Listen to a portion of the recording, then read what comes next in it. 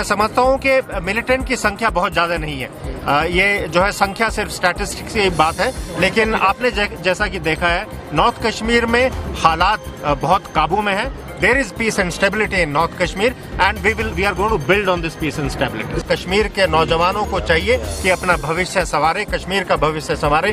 Gun से किसी भी समस्या का सुलझान नहीं हो सकता है। इन्फिल्ट्रेशन को रोकने के लिए पूरी तैयारी और फौज पूरी तरह से मुस्तैद है, और इन्फिल्ट्रेशन के बाद में अगर कुछ इस तरह के मिलिटेंट्स अंदर घुसाते हैं तो उसके लिए भी हम पूरी तरह से तैयार हैं। आपने देखा होगा कि इस बार मिलिटेंट्स को बहुत बड़ी संख्या में जो है बॉर्डर के ऊपर ही उनका काफ़ी नुकसान हुआ है, और जो थोड़े बहुत मिलिटेंट अंदर आ गए हैं उनको सिटी ऑप्स के द्वारा जो है उनको एलिमिनेट किया गया है।